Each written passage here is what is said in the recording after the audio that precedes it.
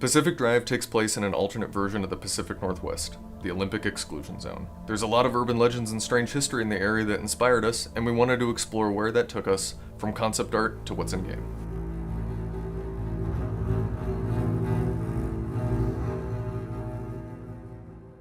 What works in our original concept is the twisting of the familiar. The surreal quality of the world is what leaves a distinct impression.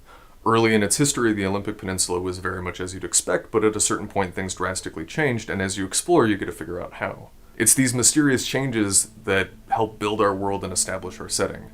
They keep you on your toes, and they'll prevent you from knowing what's around the next corner of the road.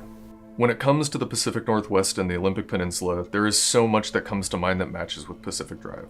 The deep forests, the moody rain, feeling of isolation when you're out in the wilderness. For the game, we took these elements and not only reinforced them, but built them up with unexplainable anomalies, monolithic ruins, and the stories of the people that live there. Hi, my name is Jacob, and I'm the foreground art lead for Pacific Drive. I built the tools and items that you find out in the zone, but my biggest contribution is the station wagon that's keeping you alive. We wanted the car to feel nostalgic, but also reliable. We went with an 80s inspired design on the car for this reason. The wood paneling, chrome hubcaps, and long hood all contribute to that. Because each part of the car is customizable, I modeled them with a higher degree of detail than players normally see in games. A good example of this is the suspension and wheel assembly, which is extremely close to a real-world equivalent, and you'll see it when you swap out your tires.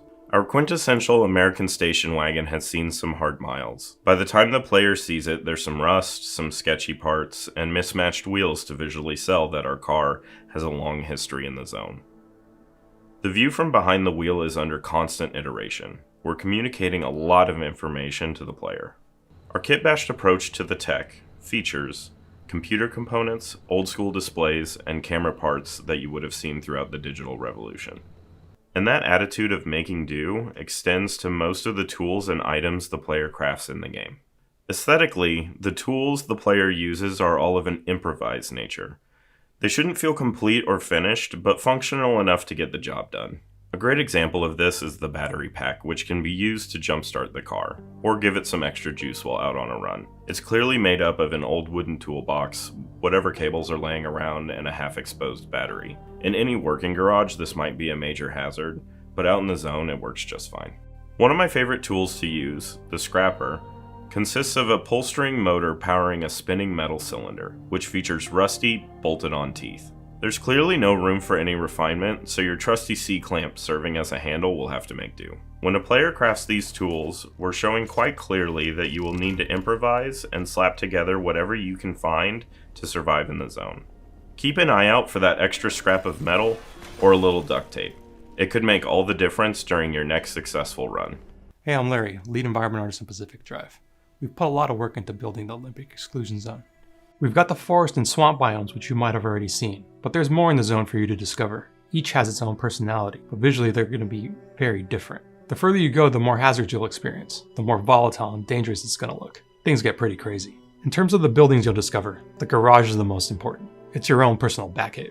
It's important to note that the garage is as upgradable as the car. We've been able to communicate this progression with the workstations being MacGyvered together, giving you that Doc Brown sci-fi vibe. There are many buildings in the zone that serve other purposes, but rather than being blatantly descriptive with what you see, we've leaned into discoverable, possible narratives. The player is naturally curious. They should develop their own ideas about what happened. You might come across this gas station that's been ransacked, or it might be all boarded up. The shadow of the zone should loom large over these half-functional environments. Could someone still be here? There's an old cup of coffee on the counter. Are we intruding? It feels like we are. I had to kick aside boxes to find some loot. These visual clues can lead players to draw their own conclusions rather than forcing them to know exactly what could have happened. We want mystery to linger, because that's a zone in a nutshell. In contrast to the civilian areas, the art facilities are industrial and monolithic in comparison. These structures have a psychological effect on the player. They're imposing and aggressive, monuments to an organization arrogant enough to try to control the zone. From our early concept art, it's been intentional to have these facilities at odds with the zone around them. Brute force, rather than coexistence as an observable goal.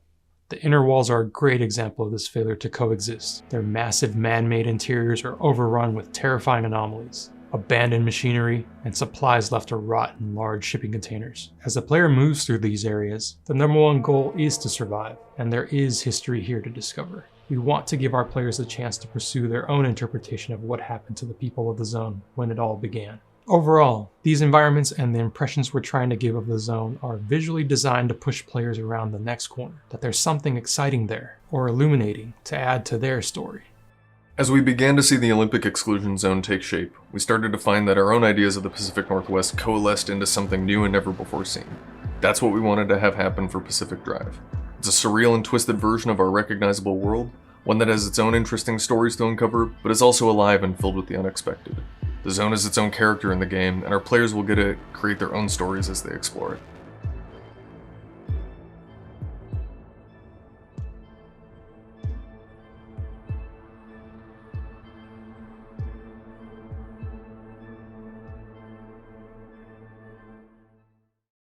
PlayStation